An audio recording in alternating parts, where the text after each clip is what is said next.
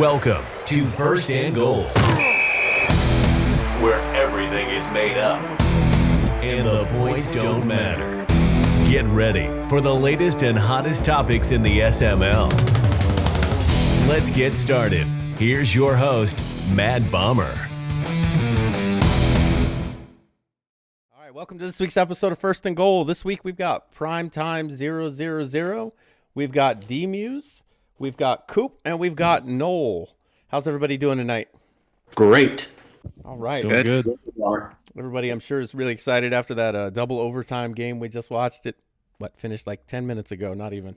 So we'll jump right into this. And with the divisional round, what are we, about halfway done with the divisional round now? Who are your picks for the Super Bowl teams? Who do you think it's going to be, and who's going to win? And we'll start with you, Coop. Well, I was going to be nice to Dump today and pick him, but that last game kind of messed that up. I'll start with the AFC. So I think this year Prime, maybe from the roster and everything, is going to get there. Okay. It's going to be close. I mean, yeah, I'm guessing maybe this is Prime's year to jump back in. For the NFC, I guess I'll just go with NYT. Let's just go with the underdog. He already had a really great defensive line, and he added another piece. I don't know if Cox is actually back from an injury yet, but he probably will be soon if he's not. So I'll just go with Prime and NYT. All right, and who's going to win out of those two? I'm going to go with Prime. Okay. Yeah, no, hands down, the AFC is going to win. NYT can get Whoever there, but makes that's it. about it. I got you. Yeah. All right, Dmues, who do you got, and who's going to win? Yeah, Dump was going to be my pick out of the NFC as well, but we all just saw that double OT game. He is out of there. There'll be no repeat NFC winner. I'm going to have to go QP. I'll go chalk in the NFC. I don't see him having too much trouble with Woods and NYT. I think Dump was the one that was going to give him a game. So I'll go QP out of the NFC, assuming that he's still focused after this little vacation that he's gone on. He hasn't played in a while, so that could hurt him. But I'll pick him. And out of the AFC, I'm also going to pick Prime and the Chiefs. I thought avoiding Dan really helped out there. And I don't know, Bomber. I saw avoiding two Dan mistakes. helped him, huh? I saw two mistakes today that I don't think you can make again if you play Prime next week. I don't think you're gonna get away with it 2 weeks in a row. It's really a crapshoot, though. I mean, Faz could easily just turn around and not easily, but he could turn around and beat Prime tomorrow, for all I know. So the AFC is way more wide open than the NFC, but QP and Prime are my picks, and I'll take Prime to win the championship. All right, it's like people don't know how the scoring works here. Noel, what do you got? Yeah, this one's easy. I've been on First and Goal before. I know the correct answer is to pick every single category if it's positive. But yeah, he's going to repeat. I think this year is definitely his year. I saw a little bit of Prime next to deep, and I think Bonner might be one of the best players at playing deep. Definitely using those deep leads better than your average player. So I think that's an easy choice in the AFC. But I'm going with NYT in the NFC as well. And the reason is he's been there before, so he's experienced. And secondly, he's got one of the best defensive lines. I think we just said he had 19 sacks with his two best players, and that's like unheard of for the rest of the league. So I think NYT is actually going to use that ability, the D line, to kind of win against QP. Because I say QP needs time to throw those deep crosses that he likes so much, and I think without time, with Chase Young and Montez Sweat, I don't think he's going to have time. Yeah, I think that defensive line is a big equalizer. All right, and Prime, who do you got? Yeah, two things. One, Dan, after watching today, I felt that Dan was the least best player in the NFC or in the AFC divisional round. I don't think he's part of the Big Four anymore. It's now a Big Three, myself, Bomber, Faz included. I'm going to beat Faz. Everybody knows it. I beat him once this season already. I've got past that hump now, and I think that puts a little bit of doubt in Faz's mind. So I think it's between you and me, Bomber, and it doesn't matter who wins that game because that's going to be the Super Bowl champion. But I will spin one more narrative, and you know me, I like my narratives. Mm-hmm. QP got the bye week. He just has to be Woods and NYT. Yep. If he screws this up, this is the new choke job boy of the SML, in my opinion. Yeah, you've got 2 guys in the NFC out of the 3 left that are 500 lifetime players. Now, they do have good defenses, though. Yes, I do like QP, but this is a golden opportunity to make his first Super Bowl. All right. So let's move on to topic 2, and we'll start with you, Dmues. And like we said, everybody's pretty much said the AFC is better, right? So if we line them up 1 to 16 on each side, I don't think there's much disagreement that the AFC would win the majority of those matchups, right?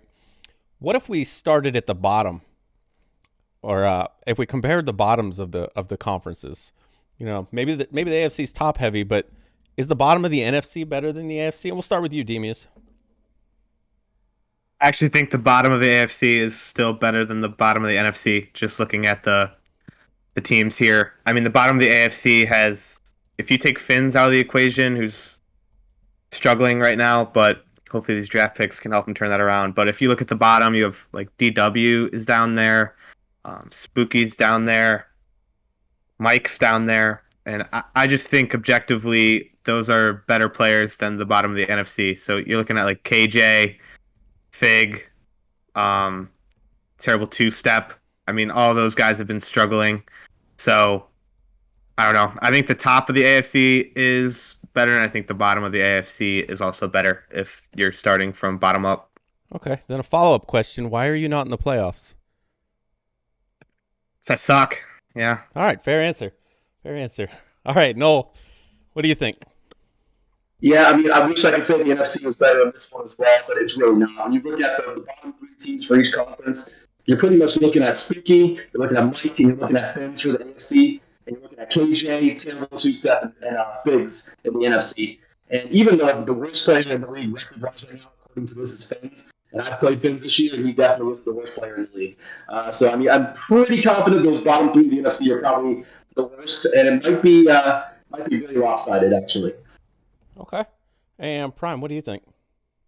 Yeah, if my life was on the line and if I'm comparing the bottom 3, I'm going to put my life on Spooky, Mike FML, and Fins over two-step KJ and Fig. And here's why. First of all, KJ is going to take too long to pick a play. I'm going to say that Fig is going to trade away the tools that's needed to fix me. And two-step's too busy playing 2K golf to care. So honestly, I'm going to go with Mike, Fins. That's the click right there. And then Spooky, hey, America, I always support our troops, Bomber. And Spooky's part of the, our amazing military. All right. Coop, what do you think? Yeah, I kind of had the same. I was kind of doing it the same way as everyone else was I was kind of looked at the bottom 3 teams. When you get above that, you're kind of in that middle range, which I kind of put myself in there, and I could easily, I've been in the bottom of the league before.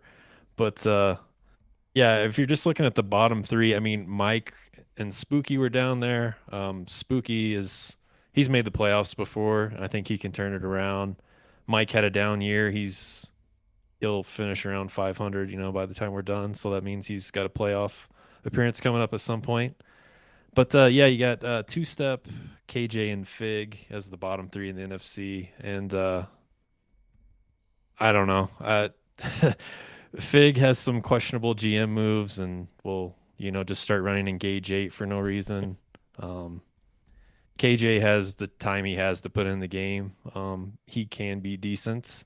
Same with two-step. He works a lot, so he's not putting a ton of game prep in. So I'd put the bottom 3 of the AFC over those NFC guys any day.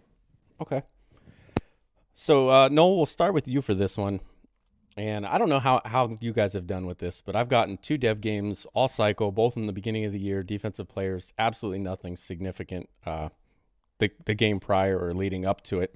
So do you think there's anything that triggers the dev games, or is it just random? And if you could change the system, how would you do it? And Nole, we'll start with you.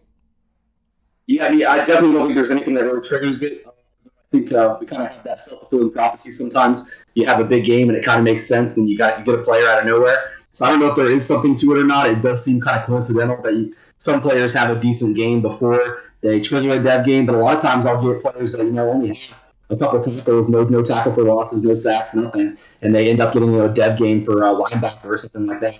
And it's usually players I don't want to develop in the first place. They're just kind of filling in the role this year and maybe next. But no, I don't really think there's anything that triggers it. Although Chris Carson did get triggered after a 200-yard game one time. That's probably the only time I've actually seen anything actually trigger based on game results. Okay. Anything you would do to change it? Oh, yeah, anything to change it? Just make it, make sense. Some sort of algorithm that actually makes sense. Show it before the game. Show that you're about to actually have a player come up for a dev game or something along those lines, and have that next game be the breakout game. That would make more sense to me. But just anything better than what they're doing now. All right, Prime. What do you think? Yeah, I think that there's nothing that triggers it. I've seen it happen more for losing teams and for rookies, more likely, but not sure if there's a science behind it. As for how I would change it, obviously it would make sense for stats, but as a commissioner, that sounds like an awful thing because people are going to spam it. So I would look at two things. One being in practice, if you do more practice or something, a guy might be more likely, but he also has a much higher chance of injury. Or two, they've added in all this coach XP and all this stuff. Maybe you can you can spend just a boatload of XP. I'm talking like 10 games worth of coach XP to for sure get a dev game for one player, and you spend all your XP on that if that's what you want to do. I don't know.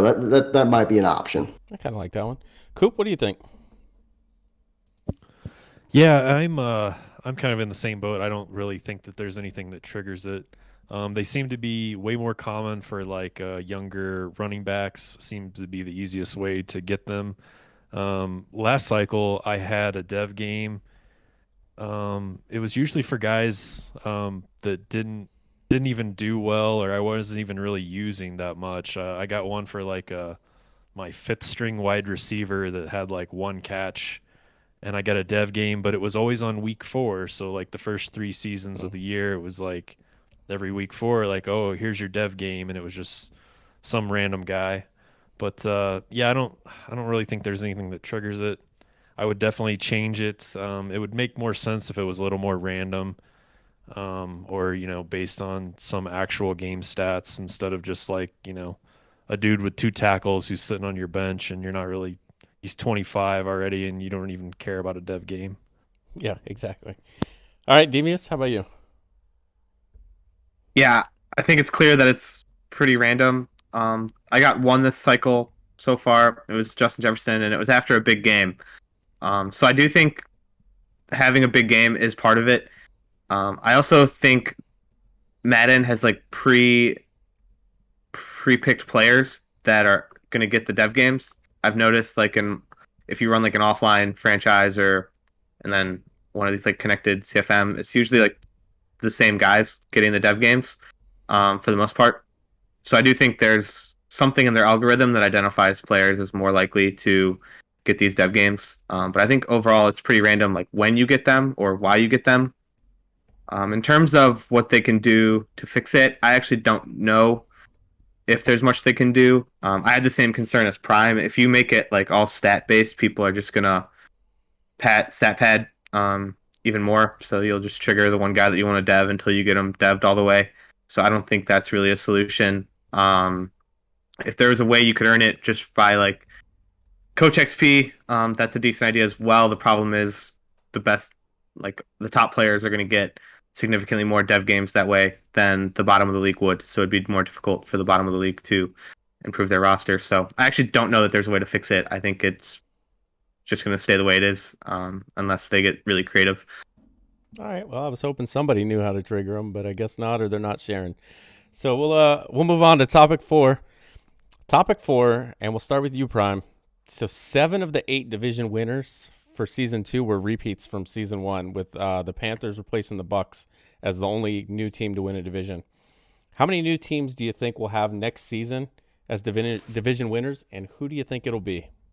Yeah, I think starting with the AFC, you can look at every division and say, okay, all those teams are going to win their division except for maybe, and I'm sorry, Coop, the AFC South. That's been a game or 2 off every year. I think Field, Mike, and ZZ all have a shot at that one. So I think there's going to be a new winner there, and I'm going to just say Field, if he gets his quarterback anyway. In the NFC, looking at it, I think that the NFC South is going to have a new winner, and I'm going to go with Paulie. I think somehow he's going to find a way to get whatever happened last season fixed. He beat Clinky. He's playing confident, or whatever you want to call it again. And I say Paulie wins the NFC South. So I'm saying 2 new division winners. Okay, 2 new division winners. Coop, what do you think? Well, I was gonna give myself a little confidence and thinking that maybe my roster is kind of the best, I think, in that division now. So hopefully, if I don't screw it up, I hope that I return to the playoffs and get above 500. But I was actually thinking that I think there'll be 2 new divisions as well. I actually could see Dan beating out Prime just for the division. I mean, both are going to make the playoffs, but I could see Prime dropping some games and maybe Dan puts it together and wins the AFC West. And then the NFC South is the same division that when I was looking, I could easily see that one being either Poly or Clink. I'll pick Clink and then say that Poly could also win that division, but I don't think it'll be Woods again. Sorry, Peepaw. All right, so again, two teams with different division winners. How about you, Dmues? Yeah, I think the AFC South and NFC South are pretty obvious candidates to potentially have new division winners. The AFC South's been pretty close each of the first 2 years. I think all of you have similar chances going into the season. The NFC South, I also see Paulie bouncing back. I don't see Woods winning that again next year, although he's had a great run this year. But I don't know. This could be my emotions talking. We're fresh off of a heartbreaking double OT loss for Dump, but could this send Dump on a downward spiral? He has Nole had the same regular season record as Sam. I know the tiebreaker went to Dump, but Nole, this is your chance. We've seen Dump disappear in the past after a big loss, and he just got upset in the postseason. So, Nole, if you're going to take that division, next year's the year. So I'm going to go out on a limb and say there'll be 3 new division champs next year. All right, so Dmues says that Nole's better than Dump. Nole, what do you think? Yeah, unfortunately, I'm not going to bet on myself. This is also pretty shaken after my loss to Woods. So I'm definitely not picking myself. I have one team.